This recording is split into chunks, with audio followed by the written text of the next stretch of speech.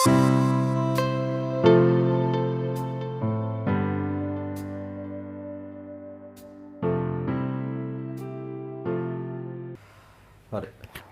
ආයිබෝවන් පුතාලා හැමෝටම. එතකොට බලන්න පුතේ මම කතා කරන්නේ ඔයාලට ඇහෙනවා කියලා පොඩි හෑන්ඩ් සිග්නල් එකක් දෙන්න බලන්න ඔක්කොම.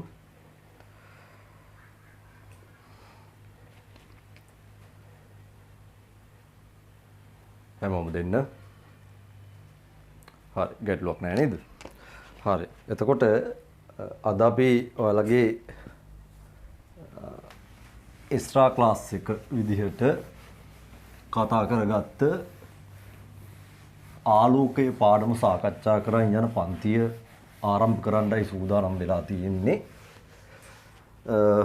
මේ වෙද්දී ඔබට ආලෝකයේ පළවෙනි නිබන්ධනය මෙන්න මේ නිබන්ධනය අතට හම්බෙලා ඇති හුඟක් දරුවන්ට සුළුතර පිරිසකුත් මේක ලබාගෙන නැතුව ඇති.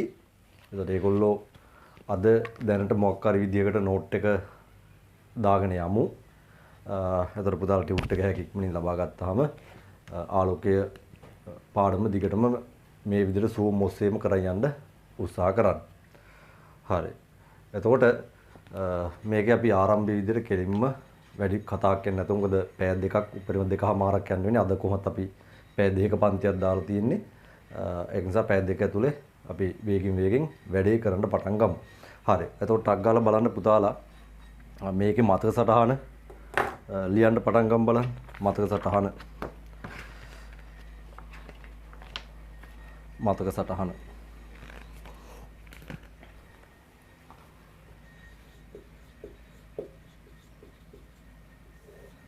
ඒ අර්ථයේ ඒ මාතෘකාව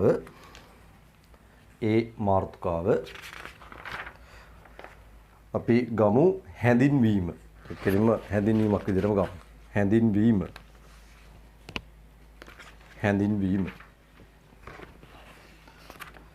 හරි. ඒ කියන්නේ ආලෝකය සම්බන්ධ මූලික කොටස් ටිකක් අපිට මෙතන හැඳින්වා දීමක් විදිහට කතා කරන්න වෙනවා. හරි. ඒ අර්ථේ ගන්න පළවෙනි මාතෘකාව ආලෝක කිරණ. හැඳින්වීමේ අර්ථයේ පළවෙනි මාතෘකාව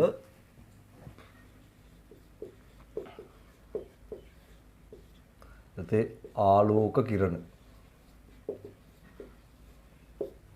ඔය විදිහට යමු.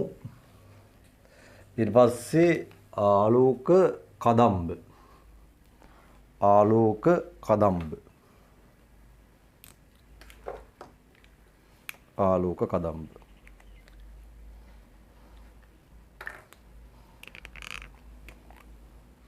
හරි. ඔය හැඳින්වා දීම් දෙකෙන් පසුව දාගන්න පුතාලා බී මාතෘකාව තල පෘෂ්ඨ තුලින් වර්තනය.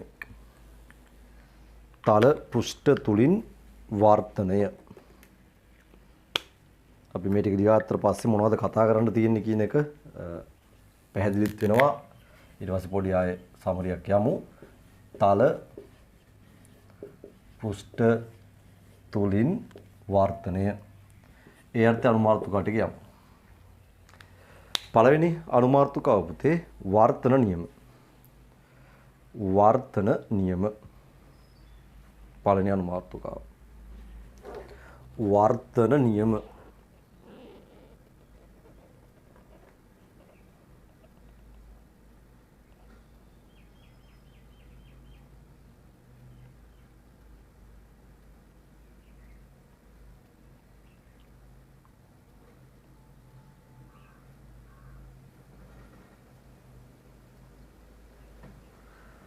වර්තන නියම. දෙවෙනි අනුමාතෘකාව වර්තනාංකය.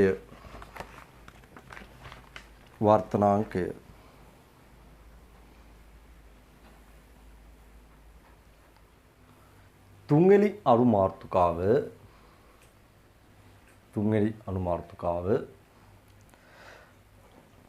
ගහනතර මාධ්‍ය හා විරල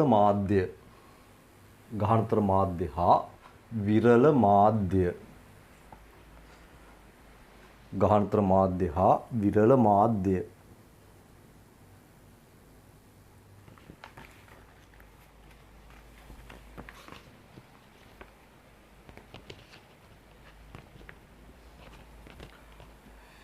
ඊට පස්සේ අවදි කෝණය හා පූර්ණ අභ්‍යන්තර පරාවර්තනය. අවදි කෝණය හා පූර්ණ අභ්‍යන්තර පරාවර්තනය. අවදි කෝණය හා පූර්ණ අභ්‍යන්තර පරාවර්තනය.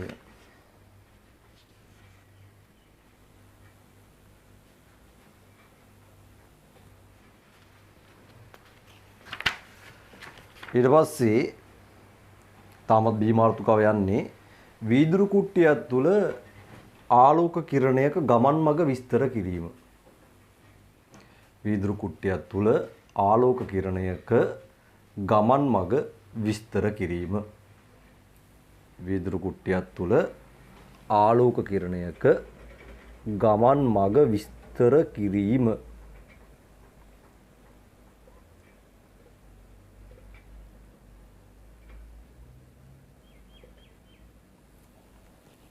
ගමන් මඟ විස්තර කිරීම.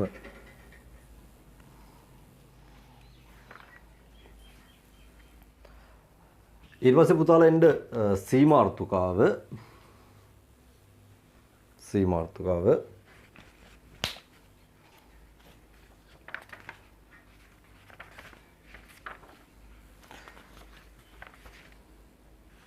තලපුෂ්ඨ තුලින් වර්තනයේ යෙදීම. තලපුෂ්ඨ තුලින් වර්තනයේ යෙදීම. තලපුෂ්ඨ තුලින් වර්තනයේ යෙදීම.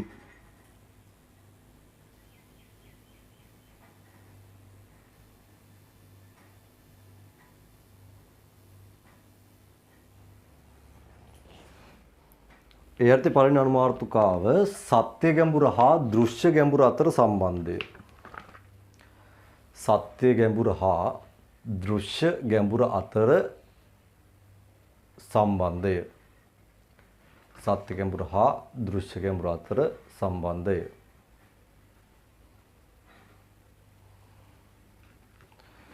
ඊට පස්සේ දෘශ්‍ය විස්ථාපනය. දෘශ්‍ය විස්ථාපනය. දෘශ්‍ය විස්ථාපනය.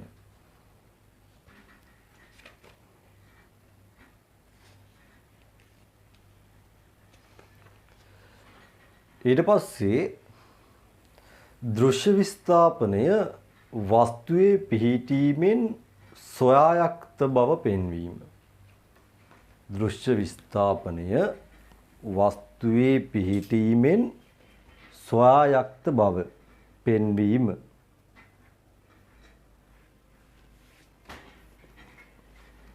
දෘශ්‍ය විස්ථාපනයේ වස්තුවේ පිහිටීමෙන් සොයායක්ත බව පෙන්වීම.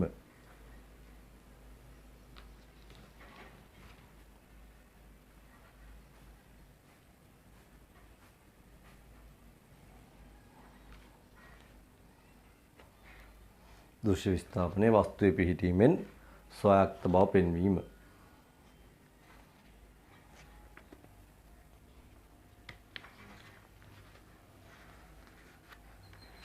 ඊට පස්සේ මාධ්‍ය කිහිපයකින් සිදුවන වර්තනය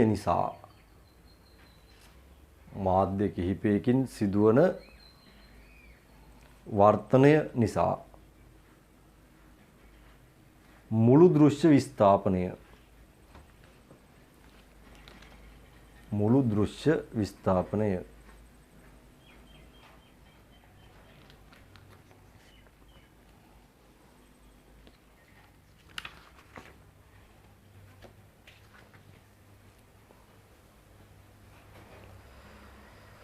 ඊට පස්සේ තලපුෂ්ඨ තුලින් වර්තනය ආශ්‍රිත සරල ගැට්ටු ආකාර. තලපුෂ්ඨ තුලින් වර්තනය ආශ්‍රිත සරල ගැටලු ආකාර.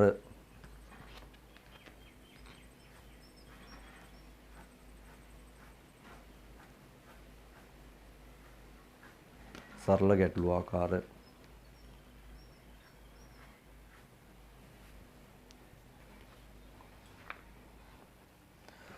ඊට පස්සේ පුතාලගේ D මාතෘකාව ප්‍රිස්ම තුලින් වර්ධනය. ප්‍රිස්ම තුලින් වර්ධනය.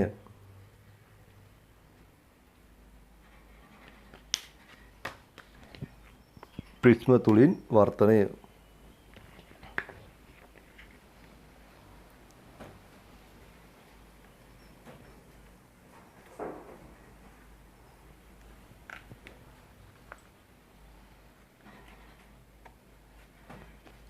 එයාට පළවෙනි අනුමාර්ථකාව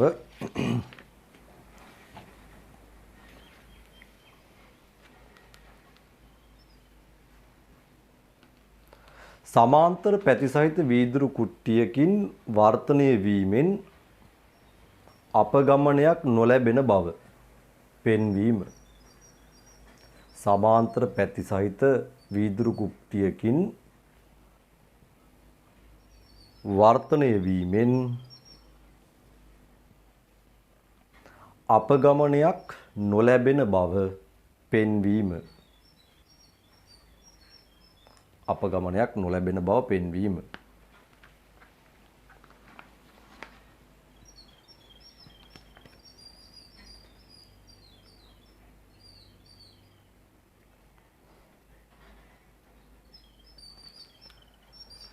ඊට පස්සේ ප්‍රිස්ම තුලින් වර්ධනය සඳහා මූලික සමීකරණ.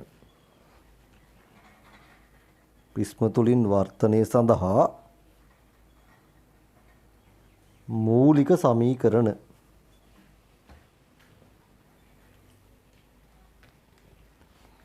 ප්‍රිස්ම තුලින් වර්ධනය සඳහා මූලික සමීකරණ.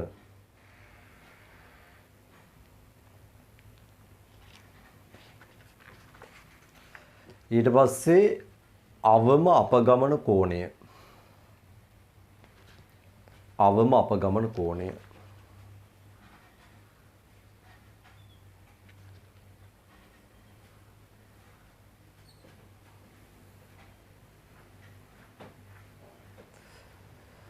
ඊට පස්සේ අවම අපගමන කෝණය පරීක්ෂණාත්මකව ලබා ගැනීම. අවම අපගමන කෝණය පරීක්ෂණාත්මකව ලබා ගැනීම.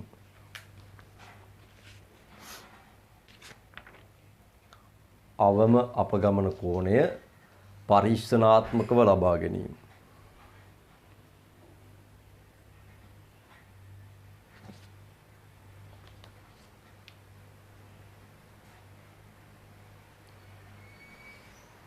හරි.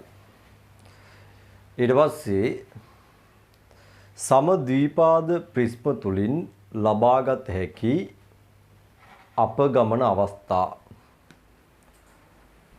සමද්විපාද ප්‍රිස්ම තුලින් ලබාගත හැකි අපගමන අවස්ථා.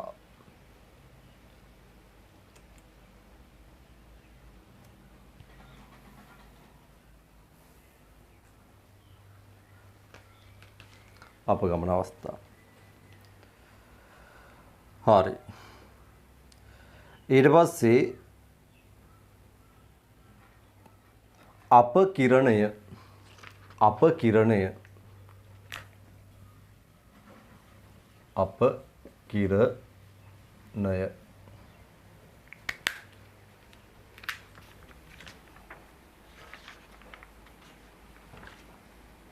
හරි. එතකොට ඔය තමයි පුතේ ඔයාලට ආලෝකය පළවෙනි ටියුට් එක විදිහට සාකච්ඡා කරන්න තියෙන්නේ. ආලෝකය කියන පාඩම උප තුනකින් සමන්විත MCQ 3ක් ලබා දෙන ඒකකයක්. මේක වගේ නිර්දේශයක් දුන්නේ නම් හැබැයි තියෙන්නේ දෝලන තරංග ඒකකයේම කොටසක් විදිහටයි. වෙනම පාඩමක් කියලා ආලෝකය කියලා පාඩමක් වාගේ නිර්දේශය ඇතුලේ නෑ. ඒතර ආලෝකය කියලා මේක එළියට දාලා තියෙන්නේ සාමාන්‍යයෙන් රචනා ප්‍රශ්න එහෙම දෙද්දී හරි දෝලන තරංග වලින් එක අවුරුද්දක් දුන්නොත් මේ ආලෝකයට අදාළ સિદ્ધාන්ත කොටස වලින් අනිත් අවුරුද්දේ රචනා ප්‍රශ්නයක් එන රටාවක් විශේෂයෙන්ම රෝස සර් පේපර් හදද්දී අනිවාර්යෙන් මේ රටාව අනුගමනය කරමින් තිබ්බා.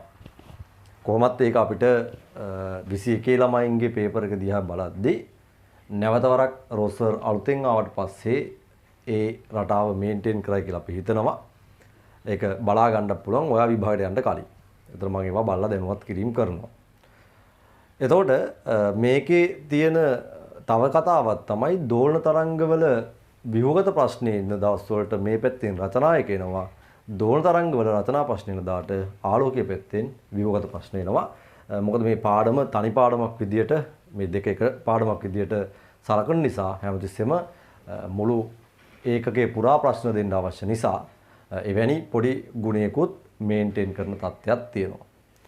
MCQ වශයෙන් ඔබට තලපුෂ්ඨ තුලින් වර්ධනය උපයක ටික පොඩ්ඩක් කියන්න ගියොත් පළවෙනි එක වෙන්නේ තලපුෂ්ඨ තුලින් වර්ධනය. මම හිතන්නේ උපයක 20 වෙන්න ඇති 22 වාට එනවා කාච තුලින් වර්ධනය 23 ප්‍රකාශ උපකරණ. ඔය තමයි ඒකක 3 වෙන්නේ ආලෝකයේ. හරි. එතකොට අපි ඔයාලත් එක්ක කතා කරගත්ත පරිදි මේක හිමින් සතියකට පැය දෙකක් දෙකමාරක් ආවරණය වෙන්න සාකච්ඡා කරගෙන අපි යනවා. එතකොට අපිට දන්නේම නැතුව මේ පාඩම ඉවර වෙනවට පස්සේ මම ඔබට මේක පිටිපස්සට තවත් එක නිර්දේශ පිටිපස්සේ තියෙන ඒකකයක් ගේන්න ප්ලෑන් කරලා ඉන්නවා. දැන්ට මම හිතන් ඉන්නේ පදාර්ථයේ ගුණ වගේ ඈත තියෙන ඒකකයක් ගේන්න. පදාර්ථ ගුණ තියෙන නිර්දේශයේ කෙරවලනේ. ඒ වගේ කෙරවල තියෙන ඒකකයක් දෙකක් අපි මුලට ගෙනල්ලා කෙරුවාම වාගේ නිර්දේශයේ ඔය කොවිඩ් ප්‍රශ්නෙත් එක්ක වෙච්චි හිර වෙන ගතිය ලේසියෙන් ලියා ගන්න පුළුවන්. ඉතින් මේකට අපි අමතරව පැය දෙකක් දවසට සතියට මහන්සි වෙනවා. දවසට නෙමෙයි සතියට පැය දෙකක් මහන්සි වෙලා ඒකේ දෙන වැඩ ටිකක් කරගෙන යන්න පුරුදු වුණා නම් එතකොට පැය දෙකක් කෙනෙකුට ලොකු වැඩක් කරන්න බෑනේ. ඒතර ඒ පැය දෙක ඇතුලේ කරන පොඩි වැඩේ ඊට අදාළ වෙන වැඩ ටික චුට්ට කරන් ගියා නම් අපිට ආයාසයකින් තොරව මේ කුඩා පාඩම් සෙට් එක ඉවර වෙද්දී නිර්දේශයට සෑහෙන අපි මාස දෙකක් තුනක්වත් මේන්ටේන් කරලා නිර්දේශ ඉවර කරුවාම අපිට පේපර්ස් වලට ගිහිල්ලා පිසස් වල ලොකු ප්‍රතිඵලයක් හදා ගන්න පුළුවන්. ඉතින් අපි ඒක නිසා ඒක පස්සේ දැන් මේක වෙන මේ වගේ වැඩක් කරොත් මේක රිවර්ස් ක්ලාස් එකක් කියලා දාලා අපිට වෙනම මුදලක් එක්ක කරන්න වෙන වැඩක් නෙමෙයි දැන් මෙහෙම යන්නේ. හරි. ඉතින් ඒක නිසා ඔබත් යම් කැපකිරීමක් කරා නම් මේක ඔබ වෙනුවෙන් කරලා දෙන වැඩක්. ඉතින් මහත් වෙලා වැඩේ කරගෙන යන්න. හරි. එහෙනම් අපි වැඩි කතා බෑ ආරම්භය සම්පූර්ණ කරමු. ඒතර පුතාගේ අතේ මේ වෙද්දි ටියුට් එක නැති නම් අද මෙහෙම අහගෙන ඉන්න අවශ්‍ය තැන්වලදී සටහන් දාගන්න. මොකද සමහර තැන් ඔබට සියල්ල සටහන් කරගෙන යන්න ප්‍රායෝගිකව මම හිතන්නේ පහසු වෙන එකක් නෑ. හරි. මේ ඔබගේ ටියුට් එක මුල පිටුවේ උතන තමයි ඔබ මතක සටහන ලිව්වේ. හරි. එතකොට ඔක වීඩියෝ එකෙන් බලන කට්ටිය මේ වෙද්දි ටියුට් එක පෙරලලා බලන්න පළවෙනි පිටුවට අපි යන්නේ. එතකොට අනිත් දරුවෝ මේ වෙද්දි හරි මම හිතනවා වගේ අතට ඇවිල්ලා තියෙන ටියුට් එක නෙමෙයි මම ඕපන් කරලා තියෙන්නේ පොඩ්ඩක් මට අවස්ථාව දුන්නොත්.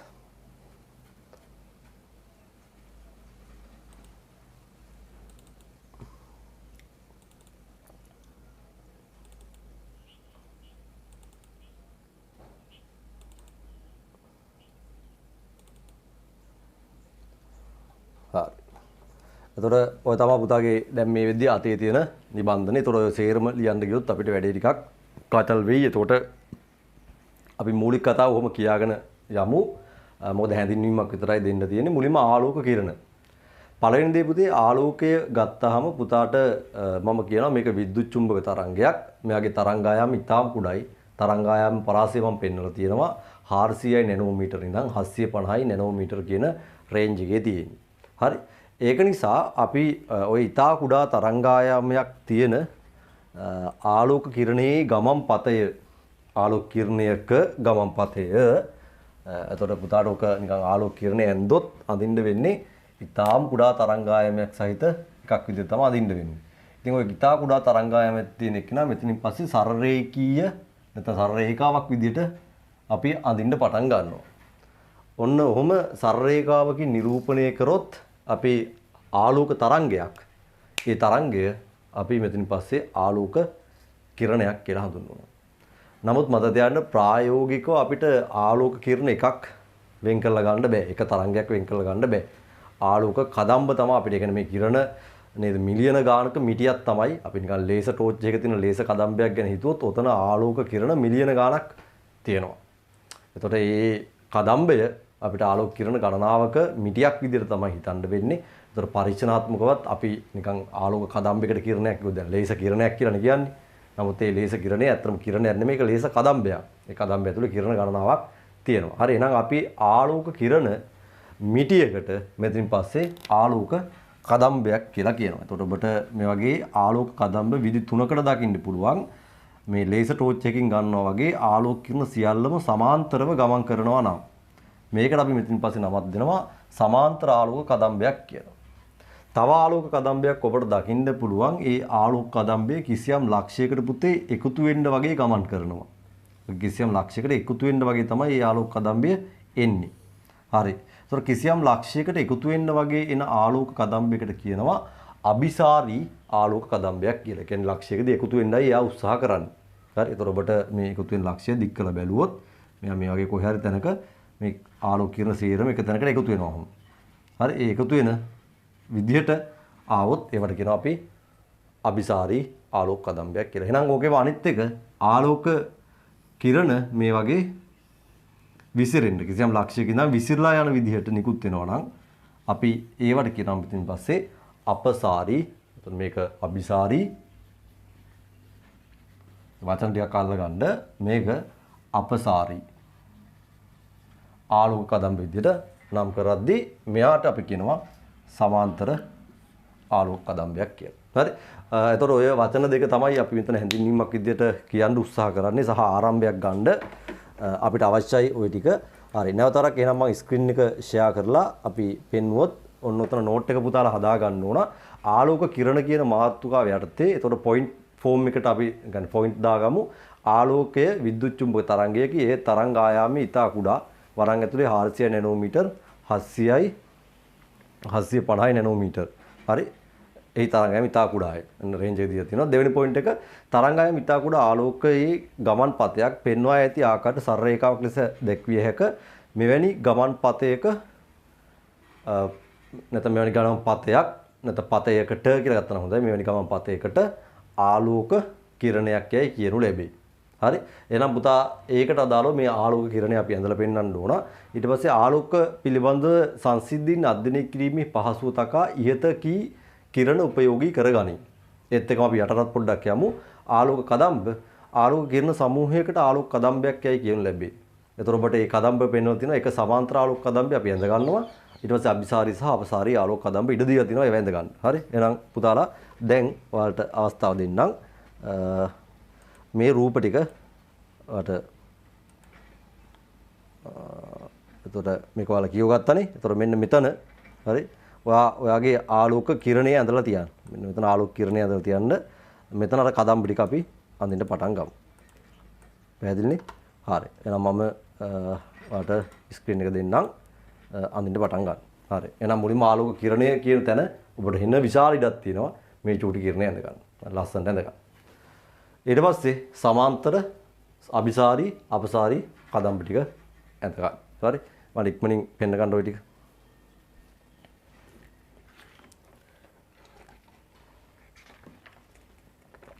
දැන් ටියුට් එකක් නැති දරුවෝ ඕවා බොරුට ලියන්න උත්සාහ කරන්න එපා. ඕවා නිකම් ඉන්ට්‍රැක්ෂන් එකක් විතරයි.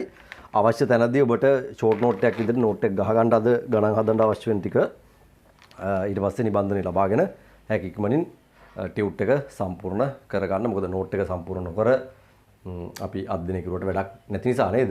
හරි. ඒක නිසා ටියුට් එක ලබා ගන්නකම් අද වැඩේ නොකර ඉන්න ඕනේ නෑ. පුතාලට පුළුවනි. අවශ්‍ය තැන් වලදී නෝට් එකක් දාගන්න. ඔයගේ තැන් ඉතින් ඔයාලා ටියුට් එක ගත්තට පස්සේ යාළුවෙක්ගෙන් පොඩ්ඩක් ෆොටෝ දෙක තුනක් දාගෙන පුළුවන් ඔයාලට ඔක ෆිල් කරගන්න. හරි. කොහොම හරි වැඩේ ඔක්කොම මේක කරගන්න ඕන නම් අපිට ඉතින් අර අතිරේක පන්තියකින් මේක ආය පාරක් දැන් මේකේ මම කිව්වා ඔබට කරගන්න අවුලක් ගියොත් ලොකු ඔබට ප්‍රෙෂර් එකක් මම දෙන්නේ නැහැ කරන්නම කියලා.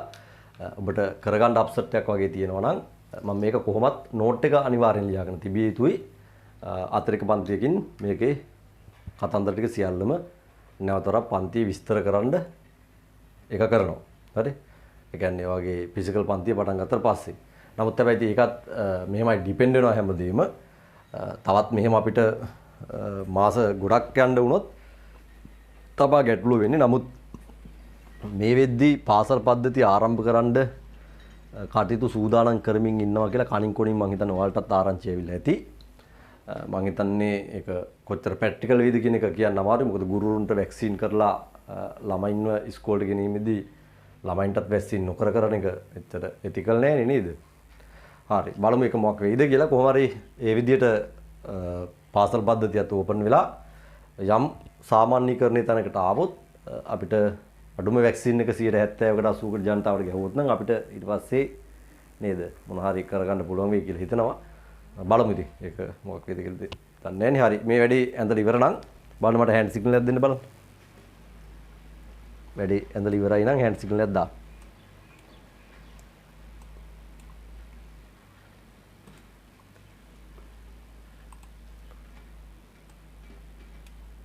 හරි.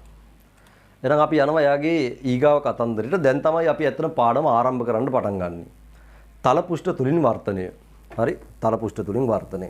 මෙතනදී වර්තනය කියන්නේ මොකක්ද කියලා පුතාලට මුලින්ම අපි කිව්වොත් වර්තනය කියන්නේ ඔයාලා දන්නවා ආලෝක කිරණයක් එක මාධ්‍යයක ඉඳන් තවත් මාධ්‍යයකට ගමන් කරද්දී ආලෝක කිරණයක් එක මාධ්‍යයක ඉඳන් තවත් මාධ්‍යයකට ගමන් කරද්දී එයාගේ ගමන් පතය වෙනස් කර ගන්නවා. හරි. එතකොට මේ කතාව ඔබ ගණනය කිරීම විදිහට දන්නේ නැති වුණාට ඔබ මේක ඕලෙල් වලදී හොඳටම කතා කරලා තියෙන එකක්. එතකොට මම මේ අඳින්නේ මේ තනි රේඛාව අපි මේකට කියනවා මාධ්‍ය දෙකක් වෙන් කරන පොදු පෘෂ්ඨය. දැන් උදාහරණයක් සරලම උදාහරණය මෙතන වාතය මේ පැත්තේ අපි හිතමු ජලය. එතකොට වාතයයි ජලයයි වෙන් කරන පොදු මේක රේඛාවක් විදිහට ඇඳලා පුතේ ත්‍රිමාන අවකාශයේ මේක තියෙන පෘෂ්ඨයක් විදිහට. පෘෂ්ඨයක් විදිහට. හරි. වීදුරු කුට්ටියක් ගත්තොත් වීදුරු කුට්ටියේ උඩ පෘෂ්ඨය. එතකොට උඩ තියෙන වාතයයි වීදුරුයි කියන මාධ්‍ය වෙන් කරනවා. නැත්තම් අපි ජල වේසනක් හරි ජල වීදුරුවක තියෙන වතුර ටික ගත්තොත් ඒ උඩ තියෙන ජල පෘෂ්ඨය. එතකොට ජල පෘෂ්ඨයෙන් පහළ ජලය ඉහළ වාතය ඒ විදිහට. හරි. එතකොට මේ පොදු පෘෂ්ඨයට ආලෝක කිරණයක් අපි පතනය කෙරෙව්වොත් එන අපිට පුළුවන් ලේසර් ටෝච් එකක් ගන්න හරි ලේසියෙන්. ඒතර ආලෝක කදම්බයක් තමයි වන්න වෙන්නේ. ඒකට කමන්නේ. ඔහොම උතන්ට පතනය කෙරෙව්වොත් මෙන්න මේ පොදු පෘෂ්ඨයට අපි මේ වෙලාවේ මේ ආලෝක කිරණේ වැටෙන තැනදී ඇඳ ගන්න ඕන අභිලම්බයක්. එතන මේ කියන අපි මාධ්‍ය දෙක වෙන් කරන පොදු පෘෂ්ඨයට ඇඳි අභිලම්බය. මාධ්‍ය දෙක වෙන් කරන පොදු පෘෂ්ඨයට ඇඳින අභිලම්බය තමයි තියෙන්නේ. එතකොට අපිට දකින්න පුළුවන් වෙනවා ඔය ආපු කිරණය එයා කලින් ගමන් කරපු ගමන් මාර්ගයේ යන්නේ නැතුව අභිලම්බය දෙසට හෝ ඉවතට හැරීමක් සිද්ධ වෙනවා. අභිලම්බයේ පැත්තට වෙන්නත් පුළුවන් අභිලම්බයෙන් ඉවතට වෙන්නත් පුළුවන්. පැහැදිලිද? හරි. එතකොට දැන් මම මේ වෙලාවේ පෙන්වලා තියෙන්නේ ඒක අභිලම්බය දෙසට හැරෙන විදිහට තමයි ඇඳලා තියෙන්නේ. එතකොට මෙන්න මේ කතාව පිළිබඳව ඒ කියන්නේ මේක හැරෙන්නේ අභිලම්බයේ දෙසටද ඉවතටද හැරෙනවා නම් කොච්චර කෝණකින් හැරෙනවද? හරි. ඉතින් මේවා පිළිබඳව අධ්‍යයනය කරනවා ස්නේල් මහත්තයා. හරි. එතකොට ස්නේල් මහත්තයා ඒක අධ්‍යයනය කරලා එයා පොඩි කතන්දරයක් මෙතන ඉදිරිපත් කළා තිනවා. අපි ඒවට කියනවා වර්තනය පිළිබඳව ස්නේල් නියමය කියලා. ඒතකොට මේ ස්නේල් කතා කරන පළවෙනි වැදගත්ම එක තමයි මෙන්න මේ කෝණය. මොකද්ද මේ කෝණය? මේ කිරණේ පුතේ අපි මෙතනින් පස්සේ නම් කරමු පතන කිරණය. පතන කිරණය. ඒතකොට පතන කිරණයයි මේක එතකොට මාධ්‍ය වෙන් කරන පොදු පෘෂ්ඨයට ඇඳි අභිලම්බය. පතන කිරණයයි මාධ්‍ය වෙන් කරන පොදු පෘෂ්ඨයට ඇඳි අභිලම්බය ඔය දෙක අතර කෝණයට කියනවා පතන කෝණය කියලා. දැන් I කියලා අපි අංකණය කරන්නේ මේ පතන කෝණය. ඊට පස්සේ ළමයි හුඟක් වරද්ද ගන්න තැනක් තමයි මෙන්න මේ පොදු පෘෂ්ඨයයි කිරණය අතර කෝණය ගන්නවා පතන කෝණය කියලා. එහෙම බෑ අභිලම්බයයි කිරණය අතර කෝණය තමයි පතන කෝණය වෙන්නේ. ඊට පස්සේ නැවතවරක් මෙන්න මේ පැත්තේ කෝණය අභිලම්බයයි මෙන්න මේ කිරණය. මෙයාට විශේෂ නමක් දෙනවා හැරිලා යන කිරණයට කියනවා වර්තන කිරණය නැත්නම් වර්තිත කිරණය. වර්තිත කිරණය හැරිච්ච කිරණය. ඒතර වර්තිත කිරණයයි අභිලම්බය අතර කෝණය අපි මෙතනින් පස්සේ නමක් දෙනවා වර්තන කෝණය. වර්තන කෝණය. පතන කෝණය අනිත් එක වර්තන කෝණය. හරි. එතකොට ඔන්න ඔය වර්තනය ගැන කතා කරද්දී අපිට ඔය ඉස්නේල් මහත්තයාට මේ කතන්දරේ කතා කරද්දී මේගොල්ලෝ හැරීමට බලපානවා කියලා හම්බෙනවා මාධ්‍යයේ යම් ස්වභාවයක්. ඒ ස්වභාවය ඔයගොල්ලෝ මට්ටමේදී වර්තනාංකය කියලා කතා කරා. ඒතර මම දැන්ට මෙතනදී මේක එක මාධ්‍ය කියලා ගන්නම්. ඔය මාධ්‍යයේ වර්තනාංකය n එක කියලා දැන්ට දානවා. වර්තනාංකය කියන්නේ මොකක්ද කියලා පුතේ වෙනම කතා කරනවා. දැන්ට නිකන් අපි ඔයගේ ඕලෙවල් දැනුමින් මේක දාමු දෙක මාධ්‍ය යාගේ වර්තනාංකය n2 කියලා හිතමු. හරි. එතකොට ඉස්නේල් මහත්තයා මෙතනදී ඉදිරිපත් කරන පළවෙනි නියමය. එයා කියනවා මෙන්න මේ පතන කිරණයත් මෙන්න මේ වර්තින කිරණයත් මාධ්‍ය වෙන් කරන පොදු පෘෂ්ඨයට ඇඳි අභිලම්භයත් එකම තලයක පිහිටනවා.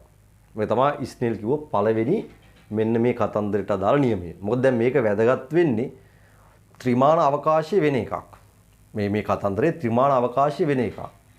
එතකොට ත්‍රිමාන අවකාශයේ වෙන මේ සිද්ධිය ඉස්නේල් කියනවා මෙතනදී ඔබට දකින්න පුළුවන් මාධ්‍ය වෙන් කරන පොදු පෘෂ්ඨයට ඇඳොත් අපි පතන කිරණයක් නැත්තම් මේක පරීක්ෂණාත්මකව අපි ජල පෘෂ්ඨයක් උඩට එවුවොත් ලේසර් ආලෝක කදම්බයක් නේ මේක අපි ලේසර් ටෝච් එකකින් අපිට ලේසර් ආලෝක කදම්බයක් හිතන්නකො මෙතනට එවනවා කියලා. හරි. එවුවාම ඉස්නේල් කියන්නේ මේ කදම්බයයි ඊට පස්සේ පෘෂ්ඨයට අපි ඒ කදම්බේ වැටෙන තැනින් ඇඳපු අභිලම්භයයි මෙහා වර්තනලා යන කිරණයයි මේ තුනම එකම තලයක් උඩට ගන්න පුළුවන්. එකම තලයක් කියන්නේ කෙලින්ම දැන් මේ මම බෝඩ් එක උඩ ඇඳා වගේ ඒකත් ඕනම එක තලයක් උඩ පවතිනවා කියලායි කියන්නේ. ඒ කියන්නේ අපි කිරණේ හැමතිස්සෙම අපි හිතමු ලේසර් කදම්බේ අල්ලන්නේ මෙහෙම කියලා. එතකොට මෙන්න මේ පෑන තියෙන තලයේ නේ ලේසර් කිරණේ ගමන් කරන්නේ. හරි. එතකොට අනිත් ඔක්කොමත් මේ තලයේ උඩම තියෙනවා. එතකොට පෑන හැරෙව්වොත් ඔක්කොම මේ තලය පෑන තියෙන තලයට හැරෙනවා කියලායි කියන්නේ. හරි. එහෙනම් උතර මත තියාගන්න මේගොල්ලෝ එකම තලයක් උඩ ඉන්නවා කියන අදහස ඕකයි. ඕකට අපි ඉස්නේල්ගේ පළමු නියමය කියලා කියනවා. ඉස්නේල් දෙවන නියමයෙන් කියනවා මෙන්න මේ පතන කෝණයේ සයිනය. පතන කෝණයේ සයින් අනුපාතය. සයින් මම අයි කියලා කියන්නම්. වර්තන කෝණයේ සයින් අනුපාතය. වර්තන කෝණය r නිසා එයාගේ සයින් අනුපාතය සයින් r. එහෙනම් පතන කෝණයේ සයිනය වර්තන කෝණයේ සයිනෙන් බෙදලා ගත්තොත් ඔන්න ඔය අනුපාතය එයා කියනවා මේ මාධ්‍ය දෙක සඳහා නියතයක්. මේක නියතයක් කියලා කියනවා. හරි මේ දෙක සමානයි මාධ්‍ය දෙක සඳහා අපි එහෙම ලියමු මාධ්‍ය දෙක සඳහා නියතයකි. පස්සේ මේ නියතය ඉස්නේල් කියනවා ඔය මාධ්‍ය දෙකේ වර්තනාංක අතර අනුපාතයට සමානයි කියලා. හරි ඒ කියන්නේ එයා ඒක කිව්ව ටිකක් වෙනස් විදියකට. ඒතර මෙතනදී එයා කියනවා මේ කතන්දරයේදී මෙන්න මේක n දෙක බෙදීම n එක කියන අනුපාතයට සමානයි. ඒ කියන්නේ දෙක මාධ්‍යයේ වර්තනාංකය එක මාධ්‍යෙන් වර්තනාංකය බෙදුවම වෙන අනුපාතයට. මේකට විශේෂයෙන් පුතේ නමක් දෙනවා. අපි එක මාධ්‍යෙන් වර්තනාංකයෙන් බෙදුවොත් දෙක මාධ්‍ය වර්තනාංකය. ඔකට කියනවා එක මාධ්‍යයට සාපේක්ෂව. ඒතර මෙන්න මෙයා නම් කරන්නේ එක මාධ්‍යයට සාපේක්ෂව පැත්තක අපි උන්න කරගත්තොත් හරි එක මාධ්‍යයට සාපේක්ෂව දෙක මාධ්‍යයේ වර්තනාංකය කියලා කියනවා. එහෙනම් ඉස්නේල් කියනවා මෙන්න මේ පතන කෝණයේ සයිනයට වර්තන කෝණයේ සයිනය දරන අනුපාතය එතකොට මෙතන මාධ්‍ය දෙකේ වර්තනාංක අතර අනුපාතයට හැමතිස්සෙම සමාන වෙනවා. ඒ කියන්නේ ඔබ මේ කෝණය වෙනස් කරොත් ඊට අනුව මෙන්න මේ r කෝණය සකස් කරගෙන හැමතිස්සෙම මේක එකම මාධ්‍ය දෙකක් අතර නම් කරලා තියෙන්නේ අර සයින් අනුපාත දෙක එකම උත්තරයක තියා ගන්නවා කියලා කියන්නේ. හරි. එතකොට ඒක ඔබට පැහැදිලි කියලා මම හිතනවා. මොකද්ද ආයෙ කිව්වොත් මෙතන මේ කෝණය අපි ටිකක් ලොකු කරොත් එතකොට මෙන්න මේ සයින් මේ i කියන කෝණය පුතේ ලොකු කරනවා කියන්නේ නිකන් සයින් අනුපාතය ලොකු කරනවා වගේ නෙමෙයි උඩ පදේ ලොකු කරනවා වගේ. එතකොට යට පදෙත් ලොකු වෙලා ඒ කියන්නේ මේ r කෝණය වැඩි වෙලා මොකද කරනවා කියන්නේ මේ දෙක බෙදලා ගන්න උත්තරේ මෙන්න මේකෙම තියා ගන්නවා කියලා කියනවා. ඔක තමයි ස්නේල් හොයාගත්තේ. හරි. ඒක නිසා අපි මෙතනින් පස්සේ ස්නේල්ට අනුව කියනවා පතන කෝණයේ සයිනයයි වර්ධන කෝණයේ සයිනයයි මෙන්න මේ වර්තනාංක දෙක අතර නැත්නම් මාධ්‍ය දෙකේ වර්තනාංක දෙක අතර අනුපාතය. හෙවත් ඒක නම් කරන විදිහක් තියෙනවා. එක මාධ්‍යෙන් බෙදුවොත් මේක කියනවා එක මාධ්‍යයට සාපේක්ෂව දෙක මාධ්‍යයේ වර්තනාංකය. හෙවත් මාධ්‍ය දෙකේ අපි මෙතනින් පස්සේ කියනවා සාපේක්ෂ වර්තනාංකයට සමාන වෙනවා කියලා. ඔතනින් ওই සමීකරණය අපිට හුරු ස්වරූපයකට අපි ලියා ගන්නවා. මම n එක මේ පැත්තට දාලා මේ n එක sin i කියලා ලියා ගන්නවා. සමානයි මම sin r මේ පැත්තට දැම්මොත් ඕක කියනවා n2 sin r. එහෙනම් ස්නේල්ගේ දෙවෙනි නියමේ ගණන් හදන්න පාවිච්චි කරන්න ලේසින් මේ විදිය. හරි n එක වරක් sin i බලන්න. ඒතකොට n එක කියන්නේ ඔයාගේ මේ වර්තනාංගයේ ඒ පැත්තේ කෝණේ sin. ඔන්න ඔය කියන ගුණිතය සමාන වෙනවා n දෙක වරක් ඒ පැත්තේ ඇති වෙලා තියෙන කෝණේ sin අනුපාතය. එහෙනම් ඔබ ගණන් හදද්දී මෙතනින් පස්සේ මේ වගේ සිද්ධියකට මොනවා හරි මාධ්‍යක වර්තනාංකය දීලා ඇති. ඒකේ වර්තනාංකයේ වතාවක් එතන ඔබට පේනවා කෝණයක් පතර කෝණයක් පේනවා. ඒකේ sin අගය සමාන කර හැකි. ඊගාට කිරණේ ගමන් කරන දෙවෙනි මාධ්‍යයේ වර්තනාංකයේ වතාවක් එතන දීලා දෙන කෝණේ sin අනුපාතය. හරි. ඔන්න ඔය විදිහට ඔබට දැන් අදත් අපිට පටන් ගන්න පුළුවන් වෙයි ගණන් හදන්න. ඒතර ගණන් හදද්දී ඔය විදිහට සමීකරණ ගොඩනගන්න පුළුවන්. හරි. එහෙනම් ඔය තමයි ස්නේල්ගේ දෙවන නියමය. හරි. එතකොට එක දරුවෙක් පළමු නියමයේ පැහැදිලි නෑ කියලා චූට්ටක් මගෙන් අහනවා. ආය පාරක් මම පළමු නියමයේ කිව්වොත් පළමු නියමය කියන්නේ පුතේ මේ වගේ වැඩක්. පළමු නියමයේ මෙන්න මෙතනින් අපි ඔහොම මේ පෑන දිගේ කිරණයක් යවනවා කියලා හිතන්නකෝ. හරි. එතකොට අභිලම්බයේ මෙතන ඇදලා තියෙනවානේ. හරි. අභිලම්බයේ උතන ඇදලා තියෙනවානේ. දැන් කෙනෙකුට කියන්න පුළුවන් වර්තන කිරණය මෙන්න මේ බෝඩ් එක උඩ ඉන්නේ නැතුව මේ පැත්තට ඉන්නවා. ඔහොම වෙන්නත් පුළුවන් නේ. වර්තන කිරණය ඔය බෝඩ් එක දිගේ යන්නේ නැතුව හරි. හරි වැඩි වුණානේ නේ. මෙන්න මේ වගේ පාරක් යන්නත් පුළුවන්. හරි. ඒ කියන්නේ බෝඩ් එකෙන් උඩට ඉස්සලා යනවා. මම මේ පෙන්නලා තියෙන එක. උඩට ඉස්සලා යනවා. ඒතකොට එයා කියන්නේ එහෙම උඩට ඉස්සලා යන්නේ මේ බෝඩ් එක දිගේම යනවා කියලා කියන්නේ. ඒ කියන්නේ පතන කිරණයයි වර්තන කිරණයයි එකම තලයක් උඩ ඉන්නවා. ත්‍රිමාණව හිතන්න මේ කිරණේ මේ පෑන කියලා හිතන්න. මේ පෑන නම් හැරිච්ච කිරණයත් මේ බෝඩ් එක උඩම තියන්න පුළුවන් කියලායි කියන්නේ. ඒත් එක්කම එතනදී අදපු අභිලම්බයත් බෝඩ් එක උඩම තියනවා කියලායි කියන්නේ. ඒකයි එකම තලයක් කියන්නේ. හරි බලන්න ඒක අහපු දරුවට මම හිතන්නේ පැහැදිලි මදි නම් කියන්න අපි තවත් ක්‍රම තියෙනවා කියලා දෙන්න. එතකොට අදහස ඔය කිරණ තුනම ওই බෝඩ් එකේ ඇඳා වගේ ඒ බෝඩ් එක උඩම තියෙනවා. ඒ කියන්නේ ත්‍රිමාණ ආකාශයට ගියත් ඒක වෙනස් වෙන්නේ නැහැ කියලා තමයි කියන්නේ. හරි. එහෙනම් බලන්න ඔයාලට ස්නේල් නියම ටික පැහැදිලි නම් මට හෑන්ඩ් සිග්නල් එකක් දෙන්න බලන්න. ඔය විස්තර කරපු ටික ඔබට ඇති කියලා හිතනවා නම් නැත්නම් තවත් අපිට විස්තර කරන්න පුළුවන්. මේක ඕලෙල් වලදීත් ඔයාලට කතා කරලා ඇති. හරි. චූටි දෙයක් අමාරු නෑ. නමුත් තේරෙන්නේ නැති තැනක් තියෙනවා නම් නැවතරක් ප්‍රශ්න යොමු කරන්න. මම සූදානම් ඔයාලට ඒක කතා කරන්න. හරි. එහෙනම් අපි මුලින්ම වර්තන නියම වගේ ටියුට් එකට ගියාම එතකොට වීඩියෝ එකෙන් බලන පුතාලා තුන්වෙනි පිටුවේ වර්තන නියම කියලා පිටුව ඇති පෙරලා ගන්න. සජීවී පන්ති කට්ටියට මම ස්ක්‍රීන් එක ෂෙයා කරනවා. ඒගොල්ලන්ට පේනවා ඔන්න ඔතන වර්තන නියම. මෙන්න මම ඔයාලට ඉඩ දීලා තියෙනවා. හරි. ඔන්න ඔතන පුතාට ඔය පෙන්වලා තියෙන රූපය හරි. බෝඩ් එකේ පෙන්වලා තියෙන රූපය ඇඳලා පෙන්නන්න. හරි. යටින් මොකුත් ලියන්න එපා. එතකොට රූපය විතරක් ඇඳලා ඉන්න.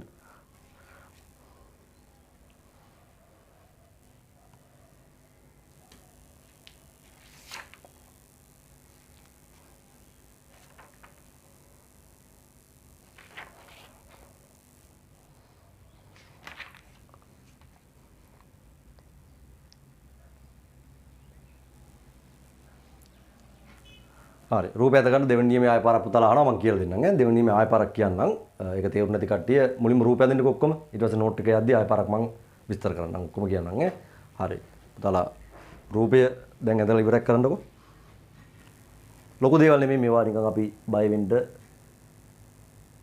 තරම් දෙයක් නැහැ පුංචි දේවල්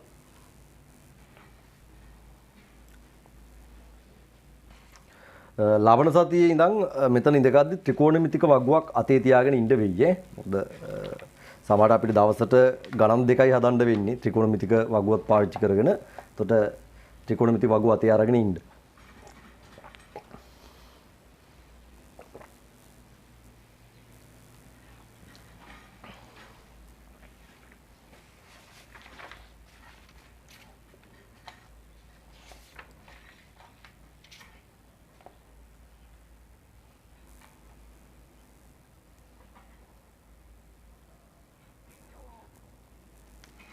රූපෙට ගඳන් ඉවරන හෑන්ඩ් සිග්නල් එකක් දාමු. ටයිම් යනවා. ඉවර කරපු ගමන් ටක් ගාලා හෑන්ඩ් සිග්නල් එකක් දෙන්න. ඒතකොට මට ලේසි ගෙස් කරගන්න මොකද වෙන්නේ කියලා. ඒතකොට වීඩියෝ ලෙසන් එකෙන් බලන පුතාලත් ඒතකොට මේ ටයිම් එකම අරගන්න. ඒතකොට ඔයාලට ආයෙ පාරක් වීඩියෝ එක නවත්ත ප්ලේ කරන්න ඕනේ නැහැ. හරි. එහෙනම් පුතාලට මම දකුණු පැත්තෙන් කියනවා බලන්න නෝට් එකේ එක් සමජාතීය මාධ්‍යක සිට තවත් සමජාතීය මාධ්‍යයකට. එතන සමජාතීය කියන්නේ පුතේ මාධ්‍ය දෙක අතර කියන්නේ මේ මාධ්‍ය ගාව මේක වෙන මොකුත් නැහැ. එකම જાතිය. ජලය නම් ජලය විතරයි. මෙතන වීදුරු නම් වීදුරු විතරයි. ඒකයි සමජාතිය කියන්නේ. හරි. එතකොට අදාළ මාධ්‍ය එකම જાතියේ මාධ්‍යයක් විය යුතුයි. ඒ කියන්නේ එකම ඝනත්වයක් තියෙන ඒ වගේ එකම පදාර්ථයන්ගෙන් හැදිච්ච මාධ්‍යයක් වෙන්න ඕන. හරි. එහෙනම් කියනවා සමජාතීය මාධ්‍යයක සිට තවත් සමජාතීය මාධ්‍යයකට ඇතුල් වන ඒක වර්ණ ආලෝක කිරණයක්. ඔතන ඒක වර්ණ කියන්නේ ඔතන වර්ණ අර සුදු ආලෝකයේ අපි දන්නා වර්ණ 7ක් තියෙනවනේ. ඒතකොට එහෙම එකක් ඔතන එවුවොත් සමහරට වර්ණ වලට වෙන් වෙන්නත් පුළුවන්. ඒතකොට කරදරයි. ඒ නිසා ඒක වර්ණ ආලෝක කිරණයක් ගැන තමයි මේක කියලා තියෙන්නේ. ඒක වර්ණ ආලෝක කිරණයක් සඳහා ස්නේල් විසින් පහත වර්තන නියම ඉදිරිපත් කරයි. හරි. ස්නේල් විසින් පහත වර්තන නියම ඉදිරිපත් කරයි. හරි. දැන් අපි ලියාගමු පළවෙනි නියමය. එතන මාට ඉඩ දීලා තියෙනවා. දකුණු පැත්තේ අපි තීරුවක් විදිහට ලියාගෙන යන්න. 1 දකුණු පැත්තෙන්ම ලියාගෙන යන්න. ඔය නෝට් එකට දකුණු පැත්තෙම ලියාගෙන යන්න. පළවෙනි නියමය. 1 කියලා දාලා ලියාගෙන යන්න දැන් මෙතනින් පස්සේ. 1. ලියන්න පතන කිරණයත්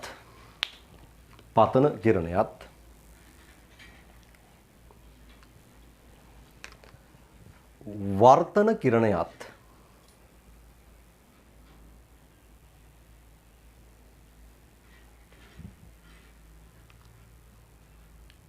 පතන කිරණයත් වර්තන කිරණයත්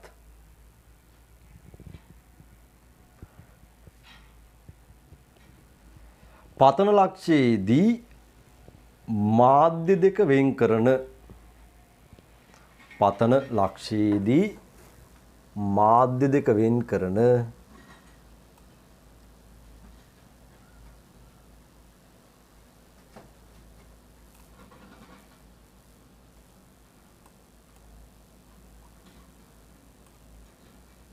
පුෂ්ඨයට ඇඳි අභිලම්භයත් මාධ්‍ය දෙක වෙන් කරන පුෂ්ඨයට ඇඳි අභිලම්භයත්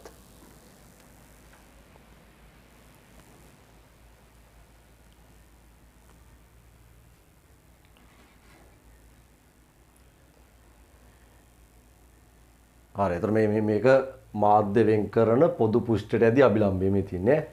එකම තලයක පිහිටයි. එකම තලයක පිහිටයි. එකම තලයක පිහිටයි.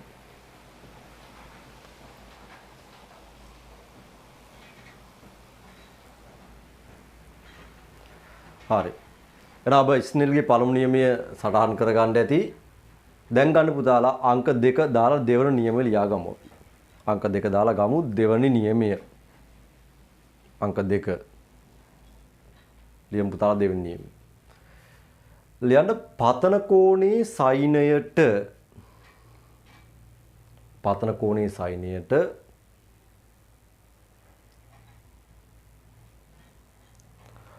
වර්තන කෝණේ සයිනය දරන අනුපාතය පතන කෝණේ සයිනයට වර්තන කෝණේ සයිනය දරන අනුපාතය මේක හොඳ මාර සොයා ගැනීමක් මේක නේද? පතන කෝණේ සයිනයට හරි. එතකොට පතන කෝණේ සයිනය කියන්නේ මෙන්න මේ අභිලම්භය වෙන් කරන මාධ්‍ය වෙන් කරන පොදු පුෂ්ඨයේදී අභිලම්භයයි පතන කිරණ අතර කෝණේ සයින් අගය. පතන කෝණේ සයිනය. ඒ වගේ වර්තන කෝණේ සයිනය. එතකොට පතන කෝණේ සයිනයට වර්තන කෝණේ සයිනය දරන අනුපාතය පතන කෝණේ සයිනයට වර්තන කෝණේ සයිනය දරන අනුපාතය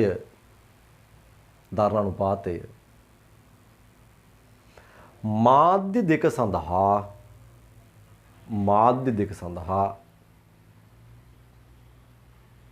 නියතයකි. මාධ්‍ය දෙක සඳහා නියතයකි. පැහැදිලිනේ දෙක? මාධ්‍ය දෙක සඳහා නියතයක්. හරි දරුවනේ. එතකොට ආයෙ මේක තේරුන්නේ නැත්තම් මේ කතාව මුලින්ම අහගෙන ඉන්න. ඊට පස්සේ අපි මේක ගණිතමය වශයෙන් ඉදිරිපත් කරන්න ඕන. හරි. එතකොට පතන කෝණේ සයිනය කියන්නේ මේක, වර්තන කෝණේ සයිනය කියන්නේ මේක. දැන් කෙනෙකුට බැයිද මේ කෝණය වෙනස් කරන්න? අංශක පටන් ගද්දි 30 තිබ්බ එක 60 කරන්න බැයිද? පුළුවන්. එතකොට අංශක 30 තිබ්බ එක 60 කරද්දි මෙතන කෝණෙත් වෙනස් වෙනවා. දැන් උදාහරණයක් සරලව ගත්තොත් සයින්ගේ i කෝණය වැඩි කරනවා කියන්නේ sin අනුපාතයත් වැඩි වෙනවා. මොකද sin ගේ අගයන් අපි දන්නවා 90 වෙනකන් වැඩි කරන්න sin අනුපාතය වැඩි වෙනවනේ. එතකොට පුතේ sin අනුපාතය වැඩි වෙද්දී ඊට සමාන ප්‍රමාණයකින් sin i අනුපාතය වැඩි වෙන ප්‍රමාණයට සමාන ප්‍රමාණයකින් sin r අනුපාතයත් වැඩි වෙනවා කියලා කියන්නේ. දැන් උදාහරණයක් sin i කියන අගය දෙගුණයක් කරොත්. ඒකට කෝණය දෙගුණයක් කරනවා කියන එක නෙමෙයි. 30 60 වෙද්දී sin අනුපාතය දෙගුණයක් වෙන්නේ නේද? දැන් වාංශික 30 කියන්නේ sin භාගයයි. එතකොට sin අංශක 90 තමයි එක වෙන්නේ. ඒ කියන්නේ අපිට පේනවා sin අනුපාතය දෙගුණයක් කරන්න කෝණය දෙගුණයක් නෙමෙයි කෝණය තුන්ගුණයක් කරන්න වෙලා වෙලාවයි. අපිට එහෙනම් එහෙම sin අනුපාත වලට ගුණාකාර බලන්න බෑ. නිකම්ම අයිඩියා එකක් දුන්නේ. එතකොට sin අනුපාතය යම් ගුණාකාරකින් වැඩි වෙනවා නම් sin i අනුපාතය. එතකොට sin r අනුපාතයත් ඒ ගුණාකාරයෙන් වැඩි වෙලා ඒ දෙන්න අතර බෙදලා ගන්න උත්තරේ එකම අගයක තියාගන්න. ඒ අගය තමයි මේ දීලා තියෙන්නේ. n දෙකෙදි මෙන්න එක කියලා. තේරුම් ගත්තද?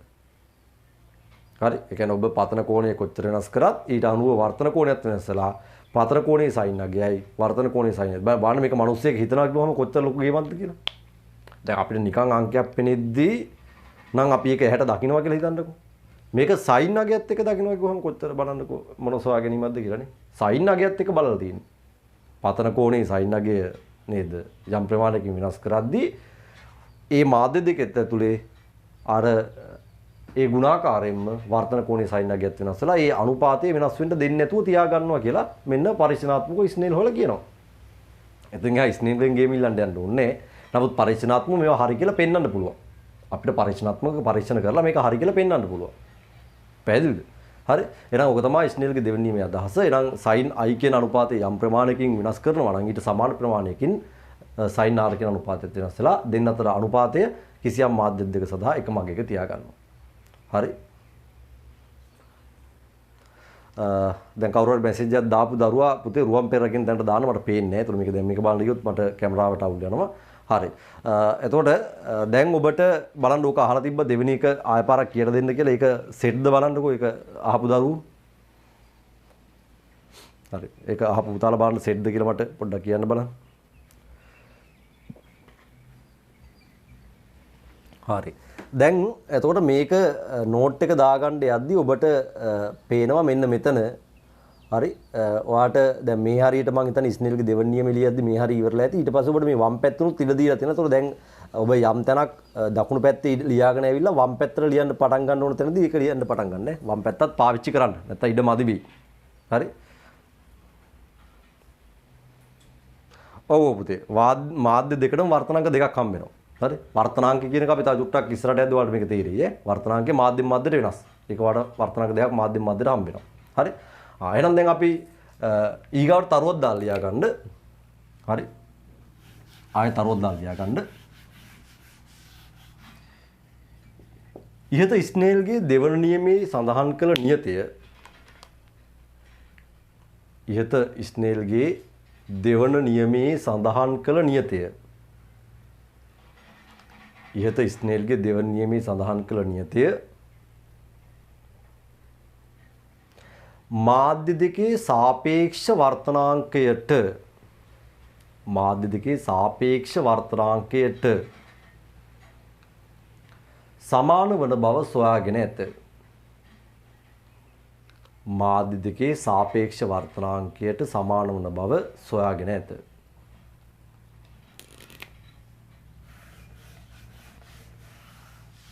හරි. දැන් ඔබ ගන්න එනම් sin i බෙදීම sin r සමානයි සාපේක්ෂ වර්තනාංක කියන්නේ මෙතන මේ මාධ්‍ය දෙවෙනි මාධ්‍ය වර්තනාංකයේ පළවෙනි මාධ්‍ය වර්තනාංකයෙන් බෙදන්න ඕන. ඒතර n දෙක බෙදීම n එක. හරි. මේක ඔහොමම ලියාගත්තත් කමන්නේ මේ මේකේ අදහස ඔබ පැන්සලින් රවුන්ඩ් කරලා හරි කමන්නේ. මේක කියන්නේ එක මාධ්‍යයට සාපේක්ෂව දෙක මාධ්‍යයේ වර්තනාංකය. මම ලියන ගමන් මේ යටට අරගෙන හරස් ගුණයෙන් මේක හදාගන්න n එක කොටු කරන ස්වරූපය sin i සමානයි මෙයා මේ පැත්තට දැම්මම n2 sin r. මෙන්න මේක කොටු කරලා තියාගන්න.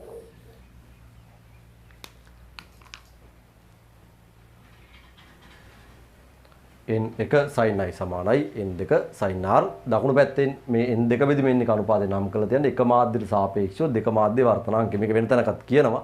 දැන්ට පුතාලා උතනත් ඔය විදිහට පෙන්න ගන්න. එක මාධ්‍යයට සාපේක්ෂව දෙක මාධ්‍ය වර්තනාංකය. එක මාධ්‍යයට සාපේක්ෂව දෙක මාධ්‍ය වර්තනාංකය.